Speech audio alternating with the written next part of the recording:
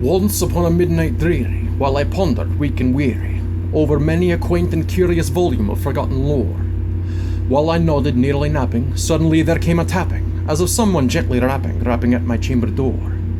"'Tis some visitor," I muttered, tapping at my chamber door, "only this, and nothing more." Ah, distinctly I remember it was in the bleak December, and each separate dying ember wrought its ghost upon the floor.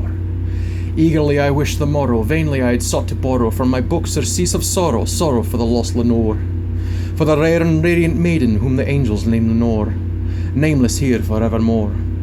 And the silken, sad, uncertain rustling of each purple curtain thrilled me, filled me with fantastic terrors never felt before, so that now to still the beating of my heart I stood repeating, "'Tis some visitor entreating entrance at my chamber door, some late visitor entreating entrance at my chamber door. This it is, and nothing more."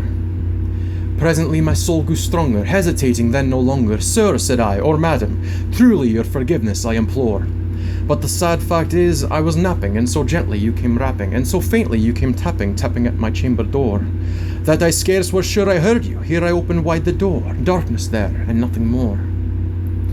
Deep into that darkness peering, long I stood there, wondering, fearing, doubting, dreaming dreams no mortal ever dared to dream before. But the silence was unbroken, and the stillness gave no token, and the only word there spoken was the whispered word, "Lenore." This I whispered, and an echo murmured back the word "Lenore," merely this, and nothing more. Back into the chamber turning, all my soul within me burning, soon again I heard a tapping, somewhat louder than before. "Surely," said I, "surely that is something at my window lattice.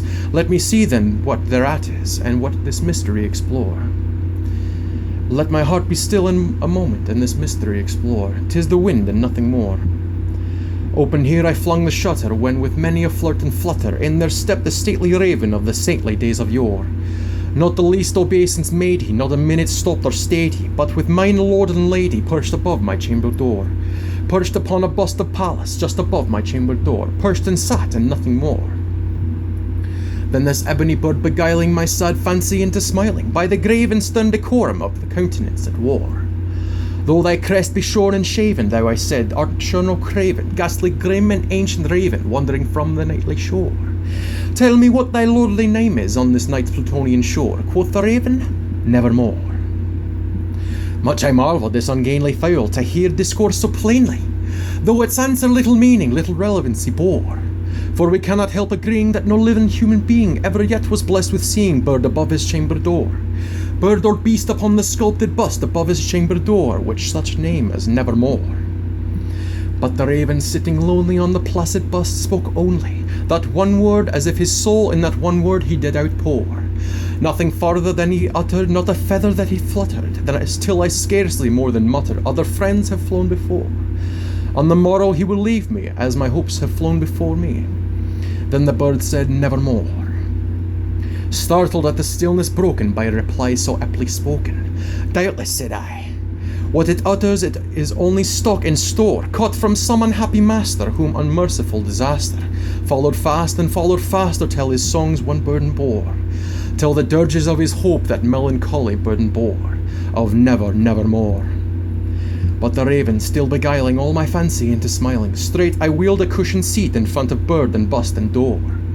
Then upon the velvet sinking, I betook myself to linking fancy unto fancy, thinking what this ominous bird of yore, what this grim, ungainly, ghastly, gaunt, and ominous bird of yore meant in croaking "Nevermore." This I sat engaged in guessing, but no syllable expressing, to the fowl whose fiery eyes now burned into my bosom's core. This and more I sat divining, with my head at ease reclining, on the cushion's velvet lining that the lamplight gloated o'er, but whose velvet violet lining with the lamplight gloating o'er, she shall press, nevermore. Then methought the air grew denser, perfumed from an unseen censer, swung by seraphim whose footfalls tinkled on the tufted floor. "Wretch," I cried, "thy God hath lent thee by the angels, and he hath sent thee respite, respite and nepenthe from thy memories of the Lenore. Quaff, oh quaff this kind nepenthe, and forget this lost Lenore." Quoth the raven, "Nevermore." "Prophet," said I, "this thing of evil, prophet still, if bird or devil, whether tempter sent, or whether tempest tossed thee here ashore, desolate yet all undaunted, on this desert land enchanted, on this home by horror haunted, tell me truly, I implore, is there balm in Gilead? Tell me, I implore. Quoth the raven, nevermore.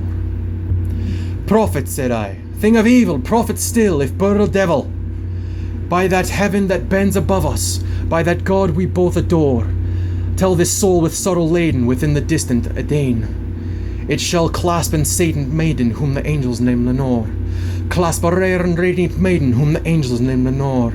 Quoth the raven, nevermore. Be that word or sign of parting, bird or fiend, I shrieked upstarting, get thee back into the tempest and the night's Plutonian shore.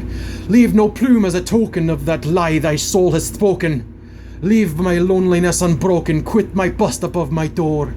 Take thy bleak from out my heart and thy form from off my door. Quoth the raven, nevermore. And the raven, never flitting, still is sitting on the pallid bust of Pallas just above my chamber door. And his eyes have all the seeming of a demon's that is dreaming, and the lamplight o'er him streaming throws his shadow on the floor. And my soul from out that shadow that lies floating on the floor shall be lifted nevermore.